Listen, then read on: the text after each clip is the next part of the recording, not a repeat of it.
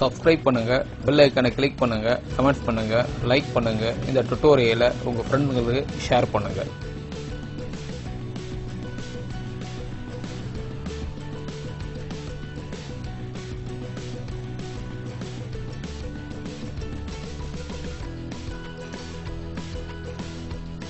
அனைவருக்கும் வணக்கம். நாம் இப்போ மேனேஜ்மெண்ட் அக்கௌண்டிங்கில் ரேஷியோ அனலிசிஸ் பார்த்துட்டு இருக்கோம். யூனிட் 2ல் லெசன் 6 பார்க்க போகிறோம். போன இதில் பார்த்ததில் ஃபினான்ஷியல் ரேஷியோ பார்த்தோம். அதனுடைய கண்டினியூட்டி தான் இப்போ பார்க்க போகிறோம். அடுத்து பார்ப்போம். The following is the balance sheet of Kovalan company limited. இந்த ஒரு சம் கொடுத்துருக்குறாங்க. இதில் என்னென்னா ஈக்விட்டி ஷேர் கேப், இதில் இது ஒரு கம்பெனியோடைய பேலன்ஸ் ஷீட் கொடுத்துருக்குறாங்க. இதை வச்சுட்டு ரேஷியோஸ் கண்டுபிடிக்க சொல்கிறாங்க. என்ன சொல்கிறாங்க பாருங்கள். The following is the balance sheet of Kovalan company limited அப்படின்னு சொல்றாங்க.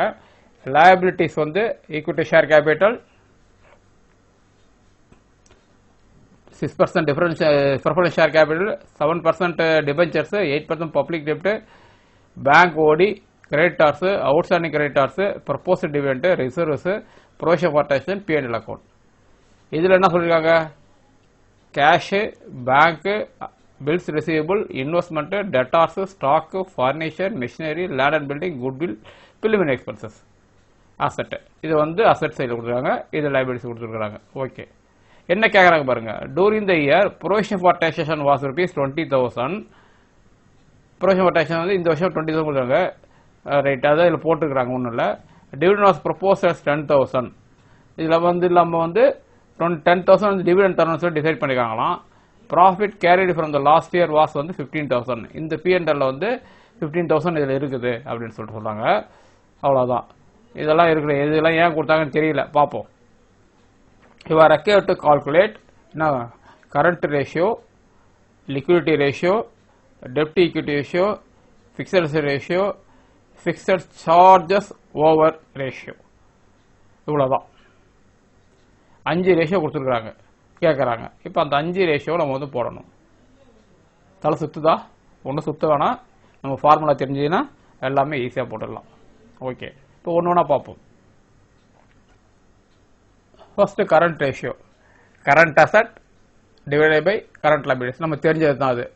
கரண்ட் அசட்லாம் என்னன்னு பார்க்கணும். முதல்ல கரண்ட் அசட்டை முதல்ல டெரிவ் பண்ணிக்குவோம். கரண்ட் அசட் இதெல்லாம் கரண்ட் அசட்ல வரும் பார்ப்போம். ஃபர்ஸ்ட் கேஷ் வருமா? வரும். Bank cash 2,000. பேங்க் வருமா? வரும். பேங்க் 10,000.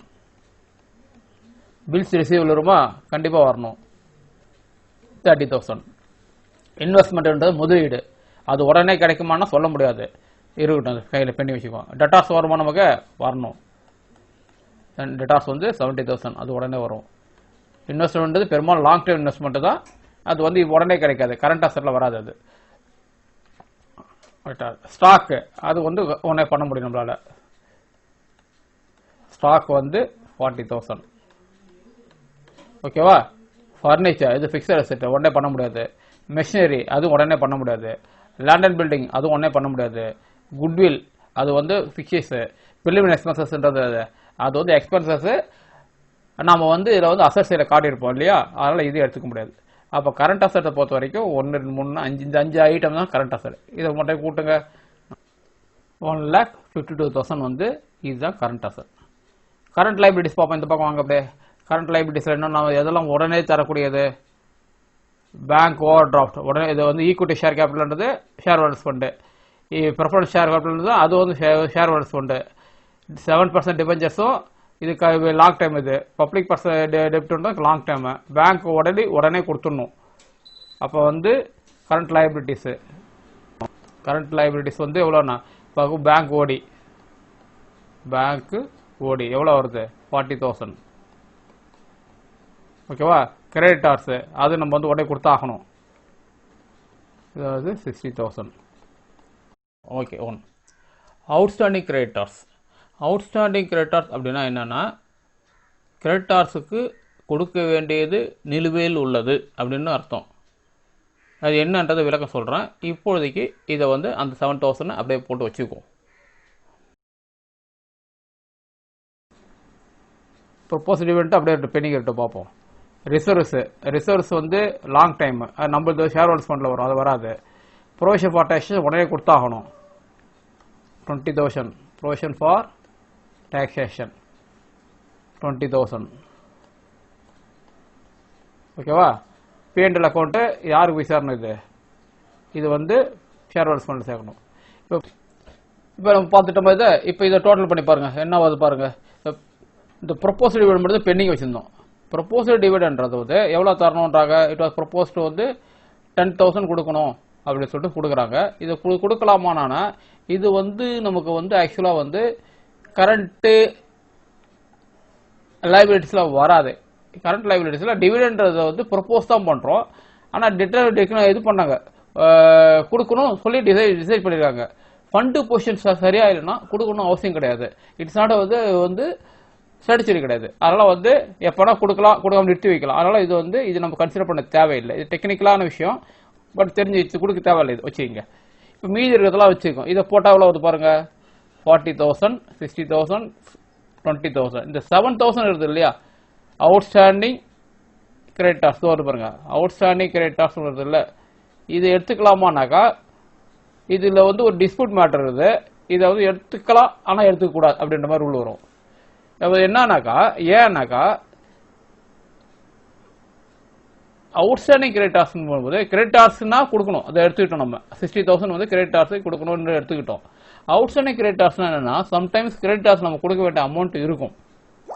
ஒரு 2,000 3,000 கொடுக்க வேண்டிய 10,000 1 லட்சம் கொடுக்க வேண்டியிருக்கும். நமக்கு ஒரு எக்ஸ்னு ஒரு அவுட்ஸ்டாண்டிங் கிரெடிட்டார்ஸ் வச்சுக்கலாம், அவர் நம்ம கொடுக்க வந்து ஒரு 10,000 கொடுக்க வேண்டியது வச்சுங்க.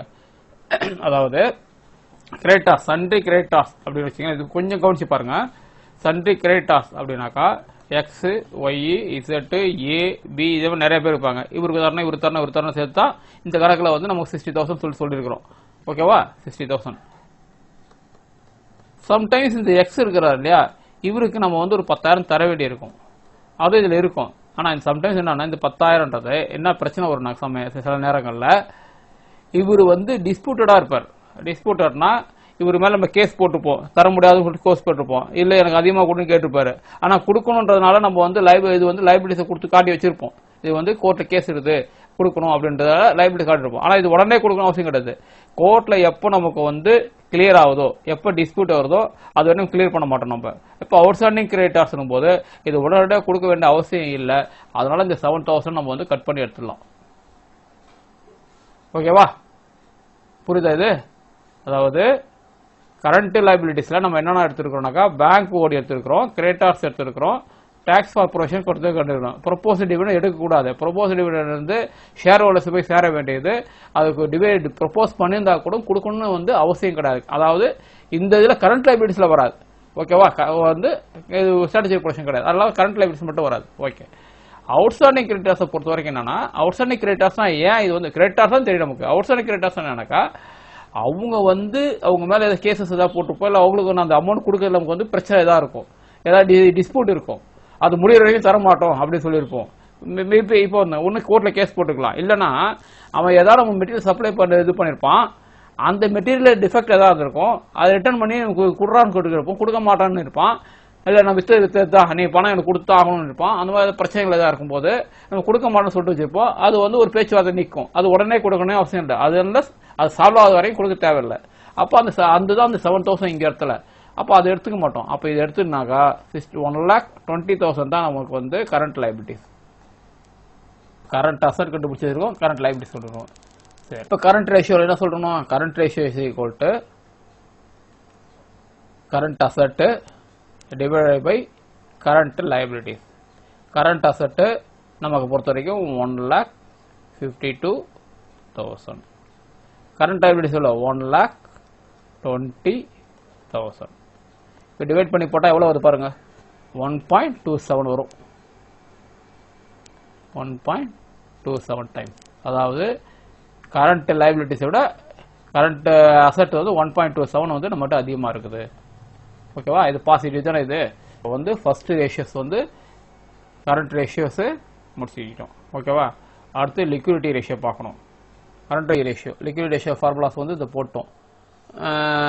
லிக்விடிட்டி ரேஷியோவில் வந்து liquid or quick asset. Quick அசெட்டுக்கு ஏற்கனவே நான் சொல்லி கொடுத்துருக்கோம் என்ன பண்ணணும்னு சொல்லியிருக்கிறோம். First liquid or quick asset divide by current liabilities சொல்றாங்க. கரண்ட் லைபிலிட்டிஸ் நம்ம வந்து ஏற்கனவே கண்டுபிடிச்சு வச்சிருக்கிறோம். போன இதில் வந்து இது கரண்ட் ரேஷியோ கண்டுபிடிச்சு வச்சிருக்கிறோம். இப்போ குயிக் அசெட் மட்டும் தான் கண்டுபிடிக்கும். குயிக் அசெட்ல என்ன ஏற்கனவே என்ன சொல்லியிருக்கிறோம். குயிக் அசெட்டை வந்து கரண்ட் அசெட் மைனஸ் ஸ்டாக் சொல்லியிருக்கிறோம் இல்லையா. இதுதான் வேற இல்லை. இப்போ இதை கழிச்சு பார்ப்போம். கரண்ட் அசெட் குயிக் அசெட் வந்து is equal to current asset minus stock. Current asset எவ்வளோ கண்டுபிடிச்சோம் நம்ம போன சம்மில் 1 lakh. கரண்ட் அசெட் வந்து 1,52,000 வந்து கண்டுபிடிச்சோம்.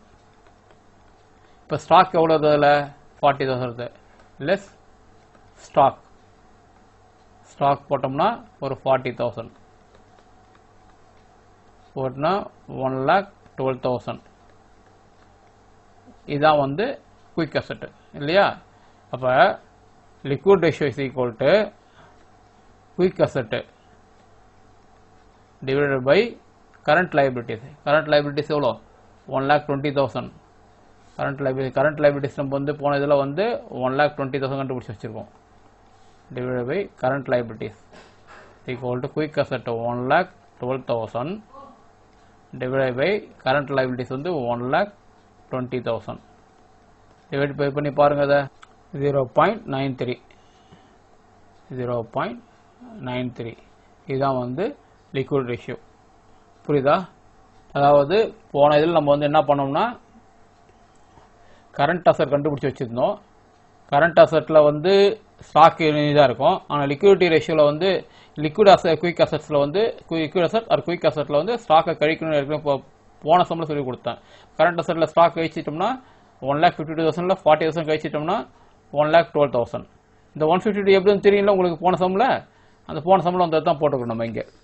குயிக் அசெட் இது பொறுத்த வரைக்கும் கரண்ட் லைபிலிட்டிஸை பொறுத்த வரைக்கும் 1,20,000. அப்போ 1,12,000 டிவைட் பை 1,20,000 போது 0.93. 0.93ன்றது வந்து லிக்விடிட்டி ரேஷியோ. லிக்விடிட்டி ரேஷியோ வந்து இதுதான்.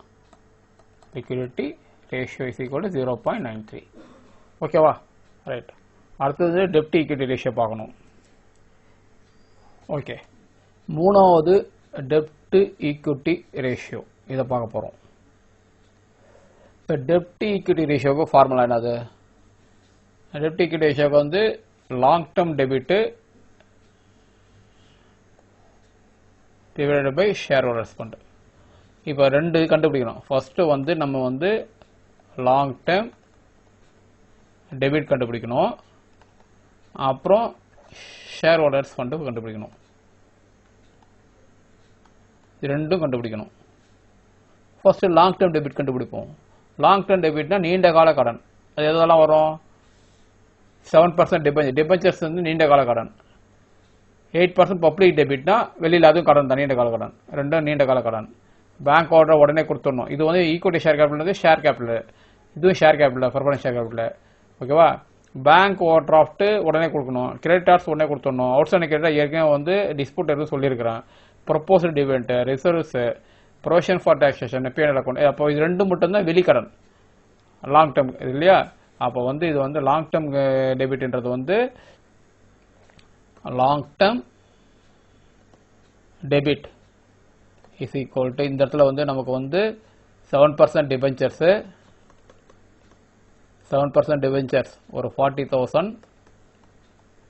8% பப்ளிக் டெபிட் வந்து ஒரு 20,000. மொத்தமாக வந்து 60,000. இதுதான் வந்து லாங் டேர்ம் டெபிட். இது முடிஞ்சிருந்தா. இப்போ ஷார்ட் டேர்ம் ஃபண்ட் பாருங்க. ஷேர் ஹோல்டர்ஸ் ஃபண்ட் பாருங்க.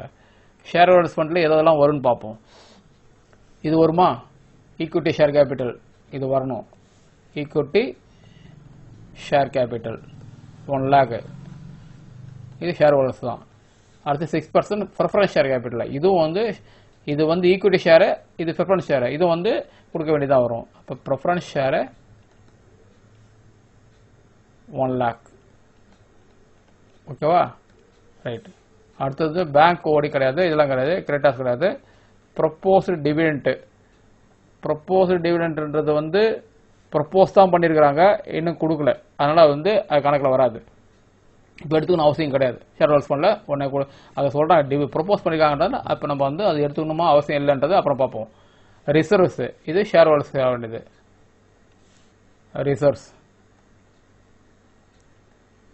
ரிசர்வ்ஸ் வந்து 1,50,000. ஓகேவா? ப்ரொவிஷன் பாஸ் கட்டணும். P&L வந்து 20,000 வந்து அதுவும் ஷேர் ஹோல்டர்ஸ் தான் போய் சேரணும். ஓகேவா?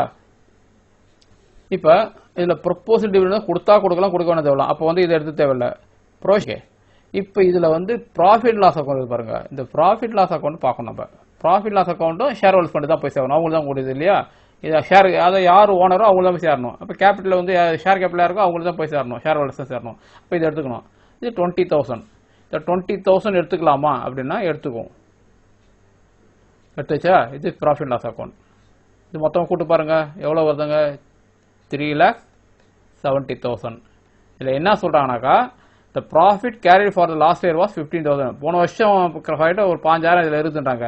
அப்போ இந்த வருஷத்துக்குரிய கிடையாது, அதை கழிச்சிடுங்க. Less previous year P&L account. புரியுதா? இந்த 15,000ன்றது வந்து லாஸ்ட் இயர் உடையது. இந்த வருஷம் வந்து 20,000. 20,000ல் 5,000 கழிச்சிக்கணும். இந்த 20,000 இங்கே ஃபுல்லாக போட்டன்றதால இங்கே 5,000 கழிச்சிக்கிறானு. அப்போ 3 lakhs எவ்வளோ வருது? அப்போ எவ்வளோ பாருங்கள்? 3,55,000 வரும். 3,55,000. இதுதான் வந்து ஷேர் ஹோல்டர்ஸ் ஃபண்டு. புரியுதா? ஈக்விட்டி ஷேர் எடுத்துக்கிட்டோம். இல்லை ஒன்றுனா பாருங்கள். ஈக்விட்டி ஷேர் எடுத்துக்கிட்டோம், ப்ரிஃபரன்ஸ் ஷேர் எடுத்துக்கிட்டோம், ரிசர்வ் சர்ப்ளஸ் அதான் அவர் சேர்ந்தது தான். ப்ராஃபிட்டும் எடுத்துக்கணும். ஆனால் இதில் 15,000 வந்து போன வருஷம் ப்ராஃபிட்ன்றதை அதை கழிக்கிறோம். லெஸ் மொத்தம் வந்து 3,55,000. நம்மளுடைய இது படி என்னது? டெப்ட் equity ratio is equal to long term debit divided by share holders fund. இந்த இடத்துல லாங் டேர்ம் டெபிட் கண்டுபிடிச்சிருக்கிறோம்.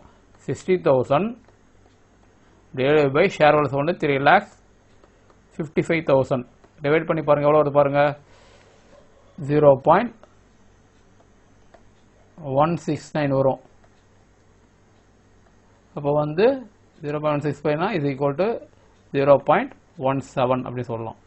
இதுதான் வந்து ஷேர் ஹோல்டர்ஸ் ஃபண்ட். அப்போ ஷேர் ஹோல்டர்ஸ் வந்து இதனுடைய ஈக்விட்டி வந்து டெப்ட் equity ratio is equal to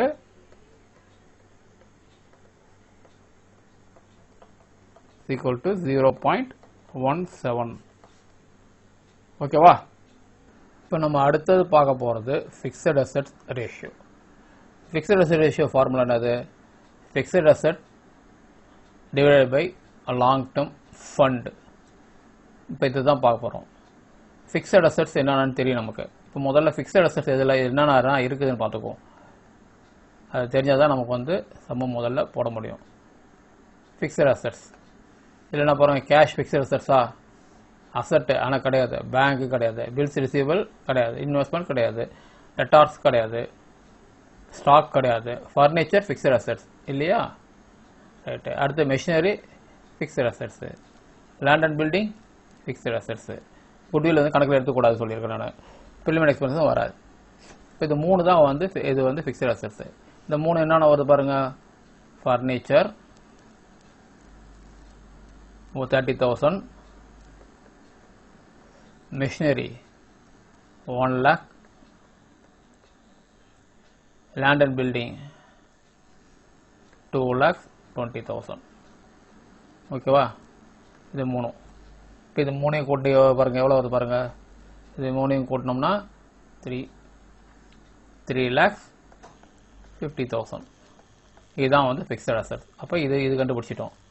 அடுத்து லாங் டேர்ம் ஃபண்டு. இந்த லாங் டேர்ம் ஃபண்டுனா என்ன அப்படின்னு முதல்ல தெரிஞ்சுக்குவோம். அதுக்கப்புறம் அதை கால்குலேட் பண்ணுவோம். ஃபண்டுன்றது ஒரு நிறுவனம் நடத்துவதற்கு தேவைப்படும் நிதி அப்படின்னு சொல்லலாம். அந்த நிதிக்கு உரிய சோர்ஸ் மூலகங்கள் இருக்குது இல்லையா, அதெல்லாம் ஃபண்டு அப்படின்னு தான் சொல்லணும். ஷேர் கேபிட்டல், டிபென்ச்சர்ஸு இதெல்லாமே ஃபண்டு தானே. அதனால தானே பணம் வேணும் இல்லையா. பணம் தேவைப்படுவதற்கு உரிய மூலகங்கள் எல்லாம் ஃபண்டு அப்படின்னு சொல்லிட்டு சொல்லலாம். ஷேர் கேபிட்டல் இல்லையா, ஷேர் கேபிட்டல் ஃபண்டு தான். ஓகே, ப்ரிஃபரன்ஸ் ஷேர் கேபிட்டலும் ஃபண்டு தான். ஓகேவா? இது அப்புறம் வந்து டிபெஞ்சர்ஸ் இதுவும் ஃபண்டு தான் நமக்கு. 8% பப்ளிக் டெப்ட் ஃபண்டு. அதாவது இந்த பிஸ்னஸ் நடத்துறதுக்காக போட்ட ஃபண்டு வந்து ஷேர் கேபிட்டல். இந்த பிஸ்னஸ் நடத்துறதுக்காக வாங்கின ப்ரிஃபரன்ஸ் ஷேர் கேபிட்டல் ஃபண்டு வந்து ப்ரிஃபரன்ஸ் ஷேர் கேபிட்டல். இந்த பிஸ்னஸ் நடத்துறதுக்காக கிடைச்ச ஃபண்டு வந்து 7% டிபெஞ்சர்ஸ், அதாவது கடன் பத்திரம் வெளியே இஷ்யூ வாங்கிக்கிறோம். அப்புறம் 8% பப்ளிக் டெப்ட்னா பொது இதுலேருந்து கடன் வாங்கியிருக்கிறோம். இது எல்லாமே ஃபண்டு தான். இந்த பிஸ்னஸ் நடத்துறதுக்கு நமக்கு தேவைப்பட்ட ஃபண்டு. அதில் ரிசர்ச் இருக்குது, அதுவும் ஃபண்டு தான். இப்போ இது எல்லாமே ஃபண்டு தான் இல்லையா? இப்போ இதை கூட்டி பாருங்கள் எவ்வளோ வருது பாருங்கள். என்னெல்லாம் பண்ணலாம் ஃபண்டு கூட்டினோம்னா என்ன வருது பாருங்கள். ஃபஸ்ட்டு ஈக்விட்டி கேபிட்டல் வந்து 1 lakh. இது தனியாக இருக்கட்டும். 1 lakh. ப்ரிஃபரன்ஸ் ஷேர் கேபிட்டல் வந்து ஒரு 1 lakh. அப்புறம் 7% டிபெஞ்சர்ஸ் வந்து 40,000. 8% வந்து பப்ளிக் டெப்ட் வந்து 20,000. ரிசர்வ்ஸ் வந்து 1,50,000. ஓகே, இப்போ இது வரைக்கும் பார்த்தோமா? இப்போ அடுத்து வேற என்னென்னலாம் இருக்குன்னு பார்ப்போம். அதாவது ஷேர் கேபிட்டலோட அட்டாச்சாக உள்ளது என்னென்னு பார்ப்போம். P&L அக்கௌண்ட்டு இது கூட்டிக்கணுமா? இது வந்து ஃபண்டு தானே. அந்த இது கூட சேர்க்க வேண்டியது தான். அப்போ அது வந்து ஒரு 20,000. 20,000ல் வந்து ஓகே. அப்போ இதையும் சேர்த்துக்கலாம். ஓகே, ஃபண்டு வச்சுங்களா? இது வந்து ஓகே. இப்போ நமக்கு வந்து ப்ரொப்போசல் டிவிடெண்ட் ஒன்று. டிவிடெண்ட்றது வந்து அதாவது லாபத்தில் கிடைக்கக்கூடிய பங்கு. ஆனால் பொதுவாக டிவிடெண்ட்ன்றது வந்து கொடுக்கணும்னு அவசியம் கிடையாது. கொடுத்தா கொடுக்கலாம், கொடுக்காம போனால் போகலாம். அதனால் வந்து இப்போ இந்த டிவிடெண்ட்டை வந்து நம்ம கணக்கில் எடுத்துக்கூடாது, ஃபண்டில் வந்து எடுத்துக்கூடாது. இப்போ இது மட்டும் தான் எடுத்துக்கணும். இது 4,30,000. 4,30,000. ஓகேங்களா? இப்போ லாங் டேர்ம் ஃபண்டு வந்து நமக்கு வந்து 4,30,000 இருக்குது. இப்போ ஃபிக்ஸட் அசெட் ரேஷியோ எவ்வளோ பார்ப்போம். Fixed asset ratio is equal to fixed assets divided by long term fund.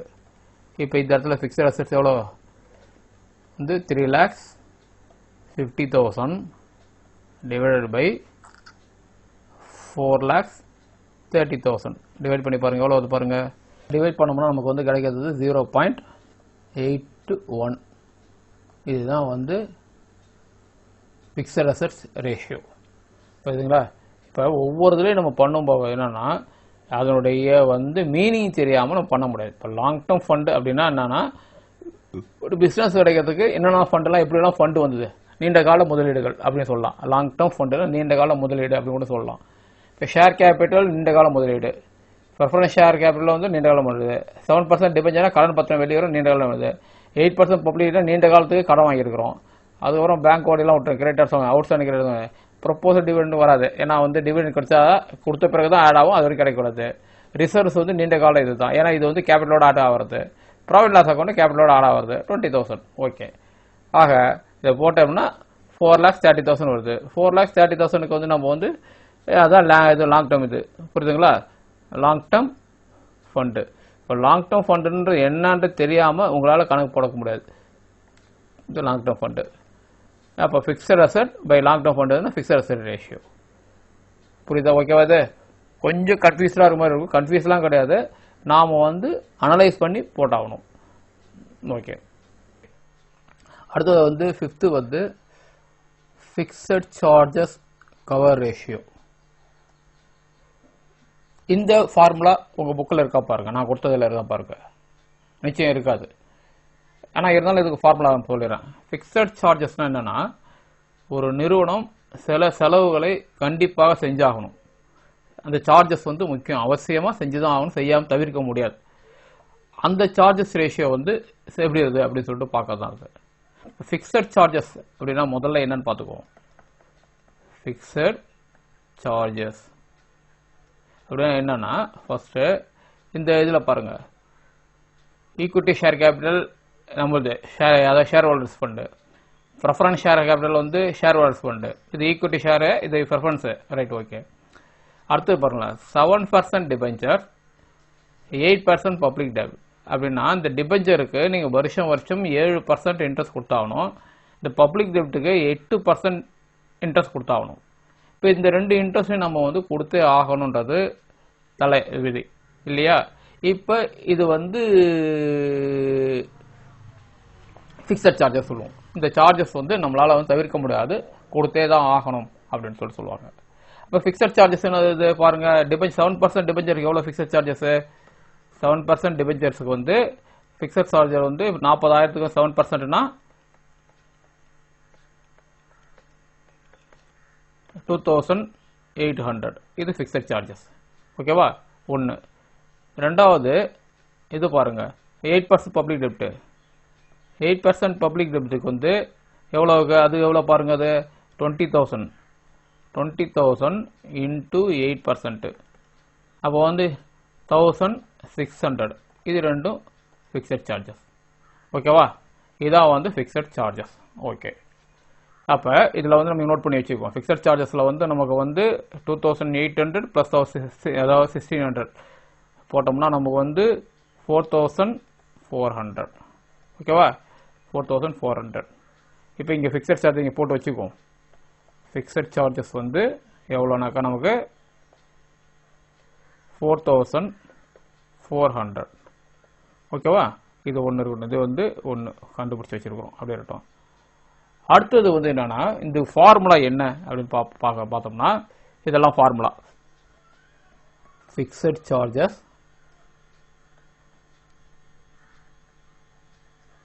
Covert ratio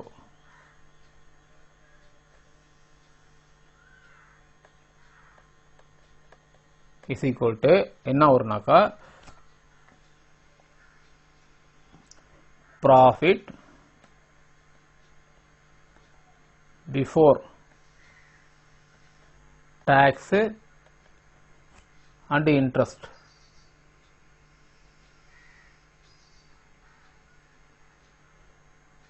And interest divided by fixed charges.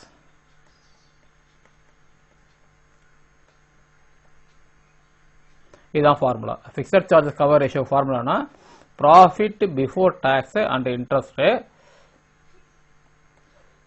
Fixed divided by fixed charges. இப்போ பார்ப்போம். இப்போ profit before tax and interest என்னன்னு சொல்லிட்டு போகணும். இப்போ இதில் பாருங்க என்னென்னலாம் ப்ராஃபிட் கொடுத்துருக்காங்க பாருங்க. ப்ராஃபிட் லாஸ் அக்கௌண்ட் இருக்குதா? இருக்குது ஒன்று. அப்போ ப்ராஃபிட் லாஸ் அக்கௌண்ட் இருக்குது. P&L அக்கௌண்ட்ல வந்து 20,000 இருக்குது. ஓகேவா? ரைட். அடுத்தது வந்து ப்ரொவிஷன் ஃபார் டாக்ஸேஷன் இருக்குதா? அப்போ இந்த டாக்ஸ் கூட்டுறதுக்கு முன்னாடி ப்ராஃபிட் எவ்வளோ அப்படின்னு பார்க்கணும்னா அப்போ இதை ஆட் பண்ணிக்கணும். நம்ம இந்த டாக்ஸ் கொடுத்ததுனால தான் 20,000 ஆகுது, இல்லைனா வந்து இது அதிகமாக இருக்கும் இல்லையா? அப்போ provision add provision for taxation. Taxation எவ்வளோ போட்டுக்கிறாங்க? 20,000. அது ஒரு ஓகேவா? ரைட்டு. இது ரெண்டையும் கூட்டிக்கணும். வேறு என்ன இருக்குது பாருங்கள். டிவிடெண்ட் ப்ரொப்போஸ்டு, அதாவது ப்ராஃபிட் இருந்தால் தான் டிவிடெண்ட் பண்ண கொடுக்க முடியும். ப்ரொப்போஸ்டு டிவிடெண்ட் வந்து ஒரு 10,000. ஆடு proposed dividend. Proposed dividend propose பண்ணுங்க. டிவிடெண்ட் எதுலேயும் தருவாங்க? ப்ராஃபிட்லேருந்து தருவாங்க இல்லையா? அப்போ இது ஒரு 10,000. ஓகேவா? மொத்தமாக எவ்வளோ? இப்போ வேறு என்ன இருக்குது? வேறு எதுவும் கிடையாது. அப்போ மொத்தம் அதாவது 50,000 ரூபா ப்ராஃபிட்டு. அந்த ப்ராஃபிட்டில் ப்ரொவிஷன் ஃபார் டாக்ஸேஷன் ஒரு 20,000, ப்ரொப்போஸ் டிவிடெண்ட் வந்து ஒரு 10,000 கொடுத்துருக்காங்க. இது வந்து போகிறதா மீதி இருக்கிறதா இந்த 20,000 காட்டுக்கிறாங்க. அப்போ ப்ராஃபிட் பிஃபோர் டாக்ஸ் அண்ட் இன்ட்ரெஸ்ட்னாக்கா அதுக்கு முன்னாடி என்னன்னா 50,000 இருந்திருக்கும். ஓகேவா? 50,000. ஆனால் இதில் வந்து அண்ட் இன்ட்ரெஸ்ட் சொல்கிறாங்க. இன்ட்ரெஸ்ட் எவ்வளோ பாருங்கள். இதில் இன்ட்ரெஸ்ட் போகிறோம். ஃபிக்ஸட் சார்ஜஸ் 4,400 ஃபிக்ஸட் சார்ஜ் கொடுக்க போகிறோம். இது வந்து இன்ட்ரெஸ்ட் தான் இல்லையா? இந்த இன்ட்ரெஸ்ட்டும் உங்களுக்கு கொடுக்கணும். அப்போ இதில் ஆடு அது ஒரு 4,400 ஃபிக்ஸட் சார்ஜ்னா இன்ட்ரெஸ்ட்னு போட்டுங்க. இன்ட்ரெஸ்ட் வந்து 4,400. அப்போ 54,400. ஓகேவா? இப்போ 54,400ன்றது profit before tax and interest. Okay. ஆனால் இந்த இதில் ஒரு ப்ரொவிஷன் சொல்லியிருக்காங்க பாருங்க. இந்த ப்ராஃபிட் கேரிட் ஃபார், அதாவது ரிமார்க்ஸ் கொடுத்துருக்காங்க பாருங்க. Profit carried forward for the year which is 15,000 previous இயர்ன்றாங்க. அப்போ இந்த இதில் வந்து 5000 வந்து போன வருஷம் சேர்ந்தது.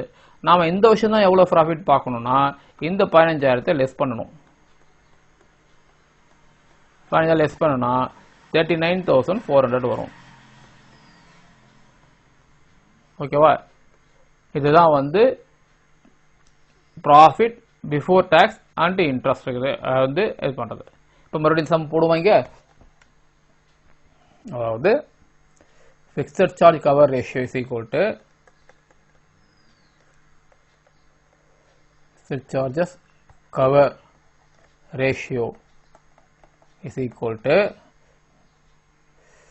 fixed charge is profit before tax and interest divided by fixed charges.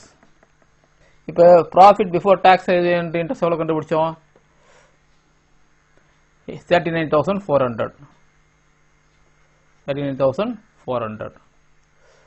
இப்போ 39,400 divided by fixed charges எவ்வளோ? 4,400. 4,400 இதால இதை டிவைட் பண்ணுங்க. டிவைட் பண்ண எவ்வளோ வருது பாருங்க. போட்டிங்கன்னா 8.945 வரும். அப்போ நமக்கு வந்து ஆன்சர் வந்து 8.95. இதுதான் வந்து நமக்கு வந்து டைம்ஸ் 8.95 டைம்ஸ் வந்து இதாக இருக்குது. அப்படின்னா ஃபிக்ஸட் கவர் ரேஷியோனா என்னன்னாக்க, இப்போ நம்ம ஃபிக்ஸட் சார்ஜஸ் கொடுக்கறதுக்கு நம்மக்கிட்ட சஃபிஷியன்ட் ஃபண்ட் இருக்குதா அப்படின்னு பார்க்குறோம். ப்ராஃபிட் தான் பார்க்குறோம். ப்ராஃபிட் மட்டும் இருக்குது. டேக்ஸ் முன்னாடியும் டேக்ஸ் அது வந்து இன்ட்ரெஸ்ட் கை இல்லாமல் பார்த்தோம்னா நமக்கு வந்து மொத்தம் 39,400 கையில் இருக்குது. 4,400 நம்ம கொடுக்க வேண்டியிருது. அப்போ ஏறக்குறைய 9 டைம்ஸ் நம்மகிட்ட வந்து ஃபிக்ஸட் கவர் ரேஷியோ இருக்குது. ஃபிக்ஸட் சார்ஜஸ் கவர் பண்ண முடியும் அப்படின்றது இதுதான். இது வரைக்கும் நம்ம ரேஷியோ அனாலிசிஸில் லெசன் 6 பார்த்தோம்.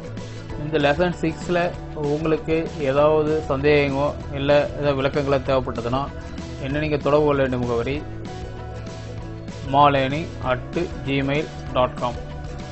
உங்கள்கிட்டருந்து இது வரைக்கும் எந்த வித டவுட்டோ இல்லை கிளாரிஃபிகேஷனோ கேட்டு எந்த வித விண்ணப்பமும் வரல. எனக்கு நீங்கள் படிக்கிறீங்களா இல்லை பார்க்குறீங்களான்றது எனக்கு சந்தேகமாக இருக்குது. இது உங்களுக்கு நல்ல டைம் கிடச்சிருக்குது.